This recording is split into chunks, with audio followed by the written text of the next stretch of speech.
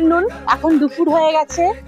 তো খুব সুন্দর লাগছে, রোদ উঠেছে, খুব সুন্দর লাগছে, ঠান্ডা ঠান্ডা। তো এখন চলো যেখানে আছি সেই জায়গাটাকে সুন্দর করে তোমাদেরকে দেখাই।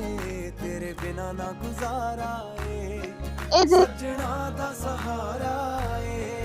বসার জায়গা আছে, এখানে সকালে তোমরা ব্রেকফাস্ট করতে পারো, লাঞ্চ করতে পারো, দুপুরে রাত্রে কিন্তু ডিনারও করতে পারো। এখানে কিন্তু তোমাদেরকে সার্ভ করে দেবে এসে। এখানে বসার জায়গা আছে, তোমরা স্নান করে এসে এখানে রোদে বসবে, গরমে খুব সুন্দর লাগবে।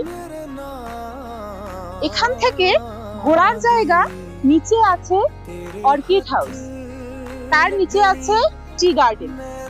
আর বলতে গেলে এখানে খুব পিসফুল জায়গা, খুব সুন্দর, আশেপাশে কোনো চেঁচামেচি নেই, খুব ভালো জায়গাটা। আমার তো ভালো লেগেছে। এখানে খাবারগুলোও খুব সুন্দর, আর সব থেকে বড় কথা এখানে সবকিছু পরিষ্কার পরিচ্ছন্ন। মানে তুমি কিছু এখানে তুমি নোংরা দেখতে পারবে না, কেউ দেখতে পাবে না। এখানে খুব পরিষ্কার। আর দেখতে পাচ্ছ ব্ল্যাঙ্কেট গুলো কিন্তু একদম টানা কটকটা রোদ্রে শুকানো হচ্ছে। কোনো কিন্তু যে মানে এত পরিষ্কার এই জায়গাটা, আমার ভালোও লাগছে। শীতের বৃষ্টির দিনে, বর্ষার দিনে এখানে কিন্তু একটু জোটেরও সমস্যা হয়, সেটা কিন্তু সকালে বলে দিল আমার।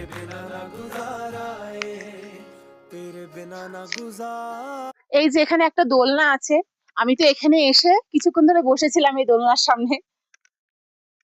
এই সাইডটাতে আসো, এবার আমাদেরকে আগে কোন রুমটা দিয়েছিল তোমাদেরকে দেখাই।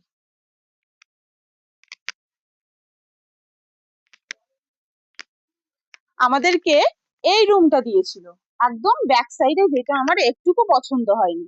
তো ওটাকে চেঞ্জ করে, কমপ্লেন করার পর চেঞ্জ করে আমাদেরকে কিন্তু সামনের রুমটা দিয়েছে।